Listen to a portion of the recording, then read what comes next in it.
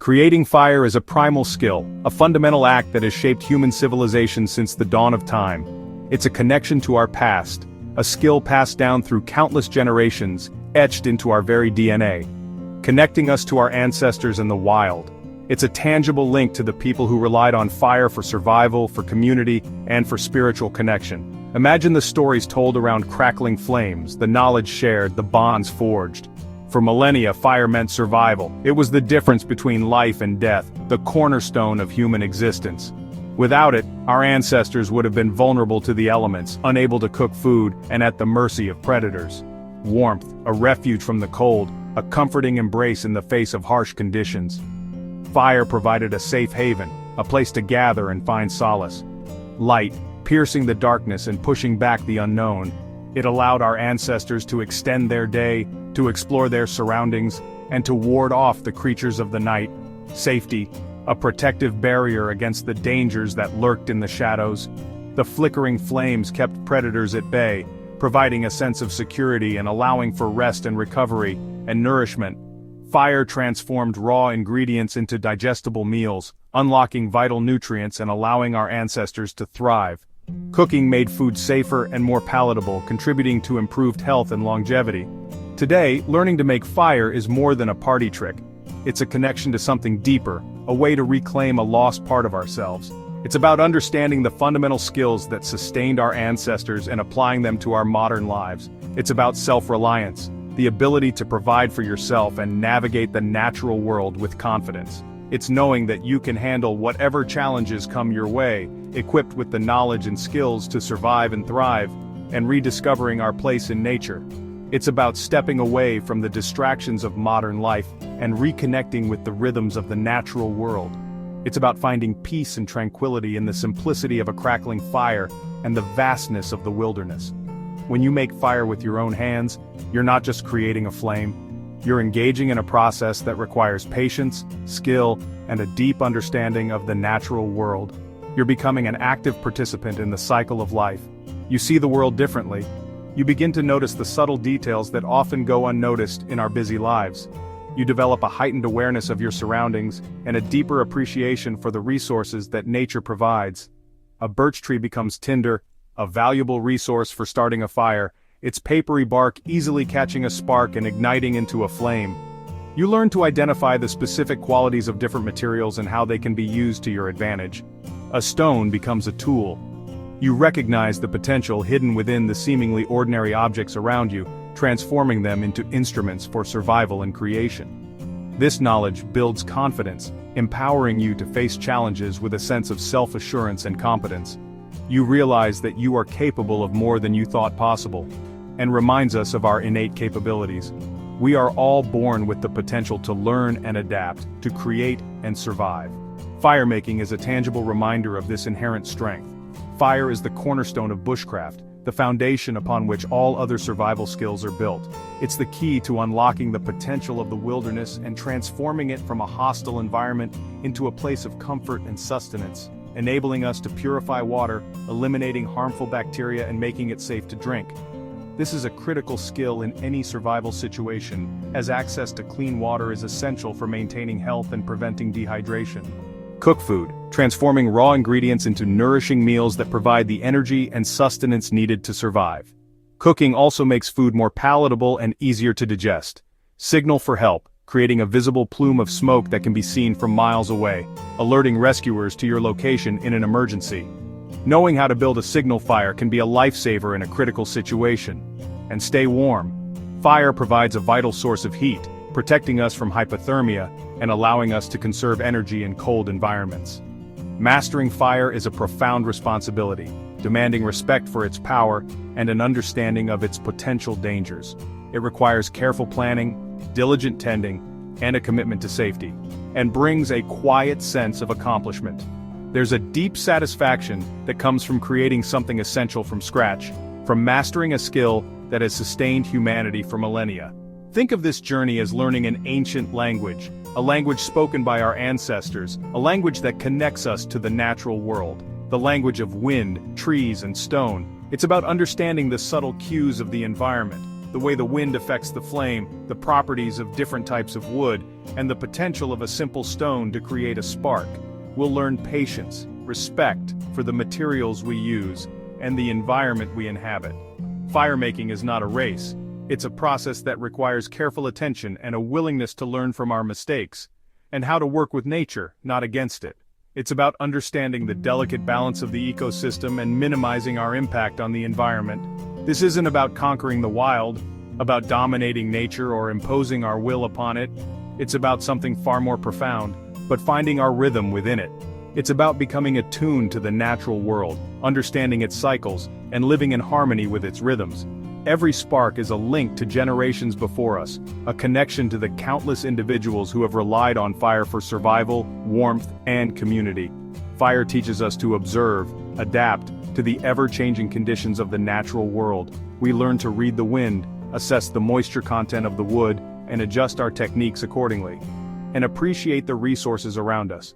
We begin to see the value in the seemingly insignificant things, the dry leaves, the fallen branches, the humble stones that can be transformed into tools.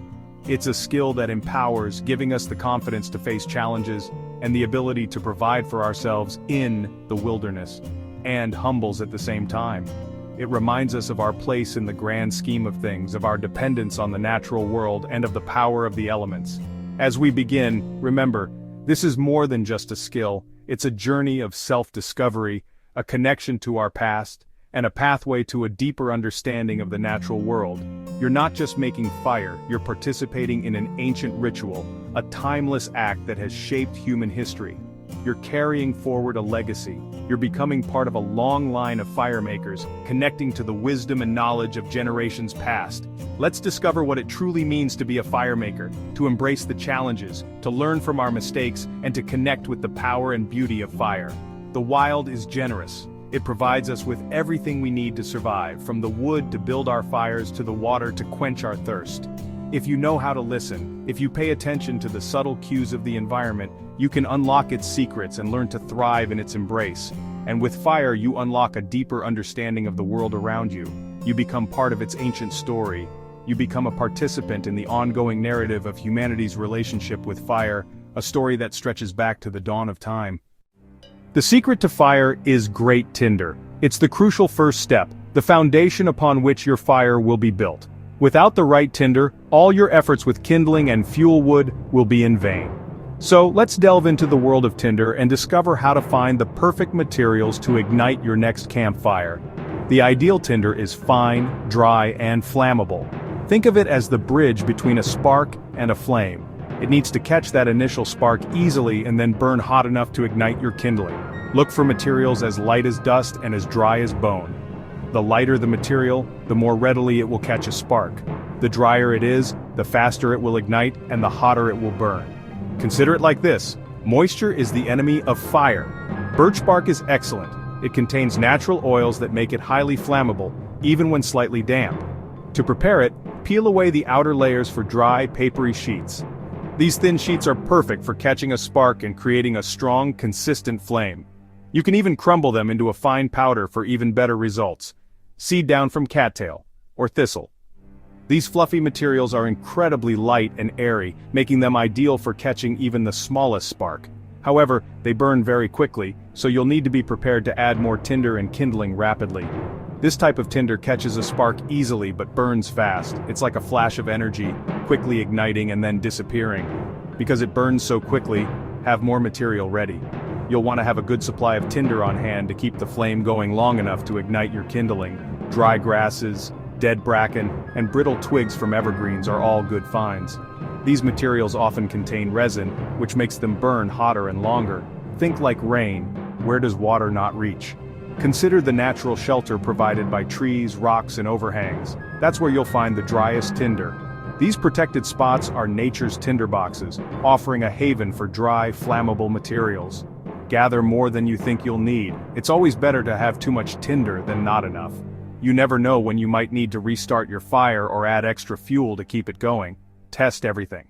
Before you commit to using a particular material as tinder, give it a quick test to ensure it's truly dry and flammable. If it's cold or damp, it won't work. Damp tinder will only smolder and smoke, wasting your time and energy. Crumble it. It should turn to dust. This is a good indicator of dryness and flammability.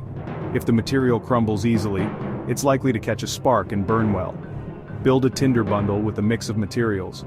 Combining different types of tinder can create a more reliable and long-lasting flame. Use the finest for catching the spark. These ultra-fine materials will ignite quickly and easily, providing the initial flame needed to get your fire going. And use coarser for growing the ember. These materials will burn longer and hotter, helping to establish a strong ember that can then be used to ignite your kindling. Your search for tinder is the foundation of your fire. It's the most important step in the fire starting process, so don't take it lightly. Take your time and do it well. A well-prepared tinder bundle will make all the difference in your ability to start a fire quickly and easily. The right tinder makes all the difference. It can be the difference between a warm, comforting fire and a frustrating, smoky mess. Every fire starts with this careful hunt, so embrace the challenge, hone your skills, and become a master of tinder selection. With your tinder gathered, it's time to build the heart of your fire, the tinder bundle. Start with the finest material at the center, forming a small depression for the spark. Surround it with looser, coarser fibers, shaping a nest about the size of 2 cupped hands. The bundle should be airy enough for oxygen but tight enough to hold its shape. Place it on dry bark or a rock, ready for action. Have your kindling, small twigs and sticks, sorted by size and within reach. Preparation is everything. Don't scramble for fuel once you have a flame. The transition from ember to fire must be seamless. A well-made tinder bundle is your best chance for success. Take care with this step. It's where patience pays off. The right bundle turns a spark into a blaze. Flint and steel is a classic, reliable fire-making method. You need high-carbon steel, like a striker or the back of a carbon steel knife. Stainless steel won't work, it's too soft. For the rock, use flint, chert, or quartzite. Anything hard with a sharp edge. The steel must be harder than the rock, but not brittle. Test your rock. If the steel leaves a streak, it's good. Hold a sharp-edged piece that fits your hand. Char cloth is your third essential. Cotton fabric cooked in a tin until black. It catches a spark and holds a glowing ember. Char cloth makes fire lighting much more reliable. Preparing it is a skill worth learning. With these three, steel, flint, and char cloth, you're ready for the spark. Choose your tools wisely, they're the key to fire. With your tools meticulously laid out and your tinder bundle carefully prepared, you're on the cusp of creating fire. Remember, the quality of your materials directly impacts your success. Ensure your flint is sharp, your steel is ready, and your char cloth is dry and easily combustible. Now, it's time for the spark, that crucial, fleeting moment where potential ignites. This is where patience and technique converge. Place a piece of char cloth about the size of your thumbnail on the sharpest edge of your flint. Hold it firmly, but not so tightly that you restrict the spark's path. A good grip is essential for control and safety. Hold the flint, with the char cloth positioned strategically, directly over your tinder bundle. Proximity is key here. You want the sparks to fall directly onto the tinder. With your other hand holding the steel striker, position it a few inches above the flint. Now strike the steel down the flint's edge in a swift, glancing blow. Think of it as shaving a piece off the flint, not smashing it. It's all about the angle and the speed of the strike, not brute force. A controlled, precise movement is far more effective than a wild swing. Ideally, a shower of bright orange sparks should rain down onto the char cloth. These sparks are tiny fragments of hot metal, capable of igniting the char. If you're not getting sparks or if they're weak and infrequent, adjust your grip and the angle of your strike. Experimentation is key to finding what works best for you. When a spark finally lands successfully, you'll begin to see a glowing red dot appear on the char cloth. This is the ember taking hold. That's your ember. Not a flame just yet, but a promising, slow, steady glow. It's a sign that you're on the right track. Be patient and persistent. Mastering this technique takes practice and a feel for the materials. Don't be discouraged by initial failures. Once you have a good, strong ember, you're more than halfway to creating a sustainable flame. The hard part is done. The rhythmic dance of steel and stone is an ancient tradition. Take a moment to appreciate the connection to our ancestors. Remember, every successful spark, every glowing ember, is a small triumph over the elements. Practice makes perfect. Don't get discouraged if it doesn't happen immediately. Keep refining your technique, and you'll get there. Soon, with enough practice, striking a spark will feel like a natural extension of your hand, a fluid and intuitive motion. You've caught the very beginning of fire, a testament to your skill and patience. Now it's time to nurture that ember into a flame. Now you have a glowing ember. Handle it with care. Tip the char cloth into the center of your tinder bundle. Fold the bundle around the ember, creating a cocoon. Hold it in your cupped hands and bring it near your face. Blow gently and steadily into the heart of the bundle. Watch for smoke, it means the ember is spreading. Keep blowing, long, slow breaths. The bundle will get hotter, smoke will thicken. Suddenly, it will burst into flame. This is the magic moment. Spark to ember, ember to fire. You've created flame with your own hands. It's a powerful, ancient feeling. Respect the process, don't rush. Every fire starts with this breath of life. You're holding the wild's oldest secret. When your tinder bundle ignites, act quickly but calmly. Place it in your fire lay, tipi, log cabin, or lean-to, leaving space for air. Add your smallest kindling first, gently, to avoid smothering the flame. Let the fire breathe. Air is as important as fuel. As the flame grows, add pencil-sized sticks, then thumb-sized fuel. Build gradually, always maintaining airflow.